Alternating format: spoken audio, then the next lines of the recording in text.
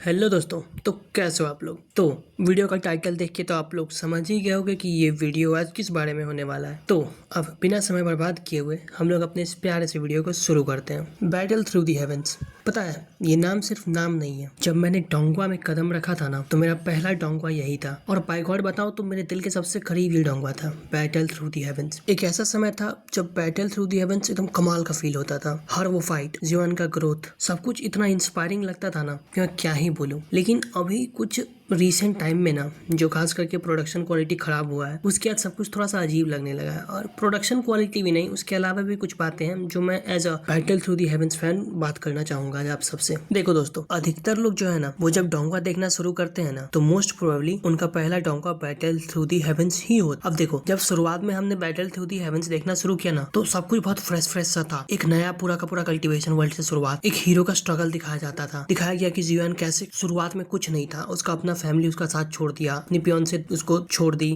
सबको उसका साथ छोड़ दिया, और वो कुछ नहीं से राइज करके एकदम पीक तक चला गया। ये अपने आप में इतना कमाल लगता था ना, वो वर्ल्ड बिल्डिंग सब कुछ इतना भयानक था ना कि देख के मजा आ जाता था। और ये जो कहानी था ना, इतना ग्राउंडेड था शुरू से कि ऑलमोस्ट 90% जनता, हर इंसान जियोयान से अपने आप को कनेक्ट कर पाता था। और स्टोरी बहुत ही ज्यादा ग्राउंडेड था यार, बहुत मजा आता था देखने में। बैटल थ्रू दी हेवेंस देखने में तो बहुत मजा आता था, लेकिन जब बस से बैटल थ्रू दी हेवेंस को मैं देख रहा हूँ ना, तो एक पैटर्न नोटिस करता हूँ। अब देखो मैं बताता हूँ, ये हेट की तरह नहीं है, ये सिर्फ और सिर्फ मैं हेट नहीं फैला रहा, इस बात को मैं सिर्फ बता रहा हूँ एज अ बीटीटीएच फैन। और भाई बाय गॉड बता रहा हूँ, मैं सालों तक बीटीटीएच का फैन रहा हूँ, अभी मैं हेट नहीं करता, मैं सिर्फ बता रहा हूँ, अपना दिल का बात बता रहा हूँ, ठीक है। तो देखो, जो पैटर्न मैंने नोटिस किया ना, वो इस तरह का है। पहले एक कॉन्फ्लिक्ट क्रिएट होगा, फिर कॉन्फ्लिक्ट क्या दिखाया जाएगा कि हीरो ट्रेनिंग करता है, फिर हीरो का पावर अप होता है, और फिर हीरो रिवेंज लेता है। बस ये सिंपल सा पैटर्न है, और ये बार बार बार बार बार बार रिपीट हो रहा है। और ये शुरू में तो अच्छा लगता है, मजा भी आता है, लेकिन एक समय के बाद ना थोड़ा सा इंटरेस्ट खत्म हो जाता है इस चीज से। फॉर एग्जाम्पल, अभी तुम देख रहे हो कि एनिमेशन क्वालिटी बहुत पीक जा चुका है, ऑलरेडी पीक, लेकिन फिर भी वैसा इंटरेस्ट नहीं आ रहा। मैं जैसे कि एक एग्जांपल देता हूँ, जब सेंट्रल प्लेन्स आर्क शुरू हुआ था ना, तब तक खास करके जियोन जब दोजंग बना था, तब के आसपास बाय गॉड बता रहा हूँ, मैं हर संडे का सिर्फ इसलिए वेट करता था ना कि कब आएगा बैटल थ्रू दी हेवेंस का एपिसोड और मैं देखूंगा। लेकिन पता है, हाल फिलहाल में कुछ इधर से 1-1.5 महीना से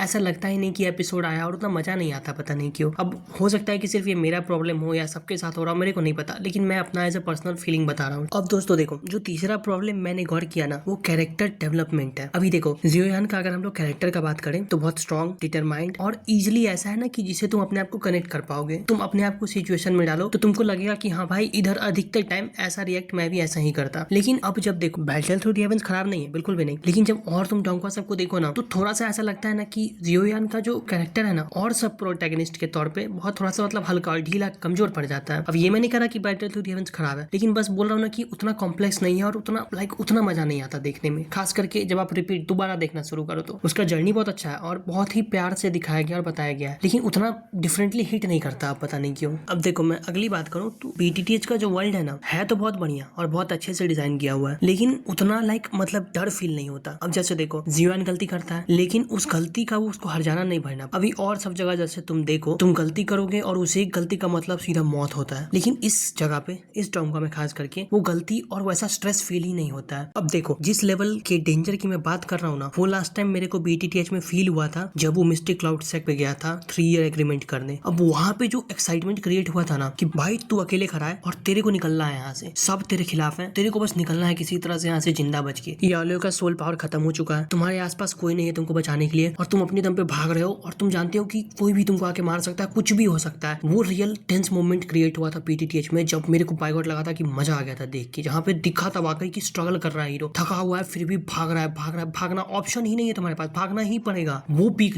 मेरे को लगा था। और उसके बाद मैं बाय गॉड बता रहा हूँ ना कि कभी भी मेरे को उस लेवल का पीक राइटिंग लगा नहीं। ऐसा लगा ना कि हर बार इसके पीछे कोई ना कोई तो है ही, इसका प्रोटेक्शन के लिए बच ही जाएगा ये, ऐसा लग रहा था कि मतलब तुमको इंटेंस मूवमेंट क्रिएट ही नहीं होगा, ऐसा लगेगा ही नहीं कि इसका जान खतरा में है, तुमको लगेगा कि हाँ बच ही जाएगा वो। और मेरे को उस वक्त बाय गॉड बता रहा हूँ, तुम्हारे भी मन में, तुमको भी पता है कि उस वक्त पीक लगा था। अभी देखो, मेरे पीक का मतलब ये है ना कि तुमको लगे कि यार इतना गुस्सा तुमको आने लगे ना, कि लगे कि अब इस स्क्रीन में मैं घुस जाऊँ ना तो साले इस विलन का तो मार मार के मैं ही भरता बना दूं, ऐसा लगना चाहिए, तब जाके उस वक्त राइटिंग पीक होता है। और बाय गॉड मैं बता रहा हूँ सिर्फ उस वक्त तुमको फील हुआ होगा ये चीज। अब एक ब्रेक थ्रू वाला मेरे को ना प्रॉब्लम बहुत ही अजीब लगता है BTTH में। अब मैं इसको एग्जांपल से समझाता हूँ। देखो आइस रिवर वैली हमला करता है जियोन पे, फिर वहां पे दिखाते हैं कि टियानहू जुनसी ब्रेक थ्रू लेके डाउसन बन जाता है और सबको हरा देता है। फिर अगली बार जब आइस रिवर वैली हमला करता है तो लिटिल फेरी डॉक्टर डाउसन बन जाती है और हम सबको पेल देती है। फिर उसके अगली बार जब हॉल ऑफ सोल हमला करता है तो याओचन पांगशन बन जाता है और सबको हरा देता है। फिर उसके अगले बार जब हॉल ऑफ सोल फिर से हमला करता है तो इस बार जियोन डुओसेंग बन जाता है और सबको पेल देता है। और फिर उसके बाद जब हुनटियांडी हमला करता है डुओडी बनने के बाद तो जियोन फिर इस बार डोडी बन जाता है, बोलता है कहानी मेरा है, अब मैं डोडी बन गया हूँ, अब मैं सबको पेलूंगा। तो देखो मैं इस चीज के खिलाफ नहीं हूँ, मेरे को कोई दिक्कत नहीं चीज से, लेकिन ये रिपीटेटिव पैटर्न नहीं लग रहा कि जब भी कोई दुश्मन आएगा पावरफुल, कोई सक्लूजन में होगा वो ब्रेक थ्रू ले लेगा और फिर हरा देगा दुश्मन को। ये काफी इतना रिपीटेटिव पैटर्न हो गया ना कि भाई गॉड मैं बता रहा हूँ कि ये भी एक बहुत बड़ा रीजन है ना कि लोगों को ऑलरेडी इतना प्रेडिक्टेबल स्टोरी लग रहा है ना कि उसको पता है कि भाई ये सक्लूजन में गया है तो ये तो ब्रेक थ्रू ले लेगा और निकलेगा तो फिर पेल ही देगा दुश्मन को। ये काफी ज्यादा अजीब है। अब मेरे को नहीं पता कि अगर ये नहीं करता तो राइटर क्या करता, मेरे को बिल्कुल नहीं पता, लेकिन ये काफी रिपीटेटिव है और तुमको भी ये फील हो रहा होगा कि काफी अजीब लगता है। शुरू में तो मजा आता है, जैसे टियानहू जुनसी में तुमको बहुत मजा आया होगा, याओचिन में भी मजा आया होगा, सब में मजा आया होगा, लेकिन ये रिपीटेटिव लगने लगता है एक समय के बाद। और इससे भी एक मैंने बड़ा प्रॉब्लम गौर किया है ना कि जो विलन्स क्रिएट करते हैं ना ये लोग, ये विलन के अंदर कोई डेप्थ नहीं होता है, मतलब लाइक कोई स्टोरी नहीं होता विलन के अंदर। एक होता है ना कि विलन का अपना खुद का एक पास्ट होता है, एक साइकोलॉजी होता है। अभी जैसे देखो विलन मैं बाय गॉड बता रहा हूँ कि ओल्ड मुगु के अलावा तुम किसी से भी कनेक्ट नहीं कर पाओगे, क्योंकि देखो सिर्फ ओल्ड मुगु के बारे में दिखाया गया था हम लोग को कि याओचन के साथ पढ़ता था और याओचन का डिसाइपल ब्रदर था और फिर उसके बाद ये टैलेंटेड कम था, फिर याओचन इससे आगे निकल गया, फिर ये बदला लेने लगा, फिर शुरू में उसका लड़ाई, फिर बाद में जियोन पे हमला, इतना भयानक कनेक्ट हुआ होगा तुमको, या फिर हानफेंग का थोड़ा कनेक्शन। लेकिन इसके अलावा तुमको बाय गॉड मैं बता रहा हूँ इतने विलन्स इंट्रोड्यूस हुए, किसी के साथ कोई कनेक्शन ही फील नहीं होगा, क्योंकि कभी बताया ही नहीं गया इन डेप्थली कि विलन क्या करता था, पास्ट क्या था, प्रेजेंट क्या था, उसका गोल क्या है। ऐसा लगता है कि विलन हाँ बस आई कैंडी की तरह आ रहे हैं। शुरू में दिखाया जाएगा कि विलन पावरफुल है, हीरो को हरा दिया, फिर हीरो ब्रेक थ्रू ले लिया और फिर हीरो उसको पेल देगा। वही सेम पैटर्न जो मैंने एकदम शुरू में बताया था तुमको, कॉन्फ्लिक्ट, फिर ट्रेनिंग, फिर पावर अप और फिर रिवेंज, यही 4 वर्ड पे पूरा का पूरा ये जो न्यू विलन्स है उसको इंट्रोड्यूस कर देते हैं और खत्म कर देते हैं कहानी। जो कि बाय गॉड मैं बता रहा हूँ गुस्सा आता है यार इस चीजों से, कुछ कुछ जगह तो बहुत गुस्सा आता है। विलन में कोई डेप्थ फील नहीं होता तुमको। मैं बोला 2 विलन, इसके अलावा कोई लास्ट हुनटियांडी और कोई हॉल ऑफ सोल के देखो इतने सारे बंदे इंट्रोड्यूस हुए, लेकिन किसी का कुछ आता पता नहीं है। ऐसा लगता है कि सब आया गया खत्म कहानी, कुछ पता ही नहीं चल रहा है। अब फिर से मैं कहूंगा कि यार हेट नहीं फैलाने का इसमें, और बहुत डोंगवा है जो कि भाई BTTH के तो आसपास भी नहीं है, लेकिन मैं उनकी बातें नहीं करता। क्यों करूंगा उनकी बातें, मेरे को उनसे लेना देना ही नहीं है। BTTH मेरा फेवरेट डोंगवा था और मेरे को जो उसमें कमी लगता है मैं बता रहा हूँ, ऐसा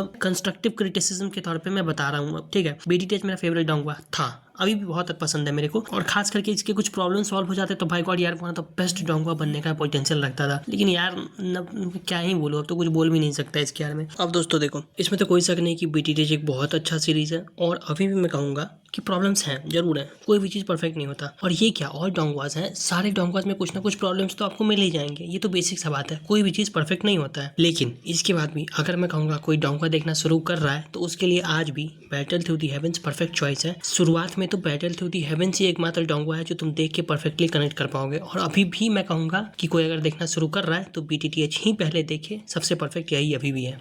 तो चलो दोस्तों अब हम लोग अपने इस वीडियो को बंद करते हैं, किसी और दिन किसी और वीडियो में फिर से मिलते हैं, बाय। सॉरी मेरे दोस्तों, मैं ऑनरेबल मेंशन में लॉर्ड युनसान को बताना भूल गया। द बेस्ट विलन में मैं सबसे ऊपर रखूंगा युनसान को, फिर ओल्ड मुगु को और फिर हानफेंग को। आई एम सॉरी, युनसान तो लॉर्ड युनसान है, उनको तो रखना बहुत बड़ी मिस्टेक थी नहीं रखना। एक्चुअली मैं एकदम दिमाग से उतर गया था लॉर्ड युनसान, चलो कोई नहीं।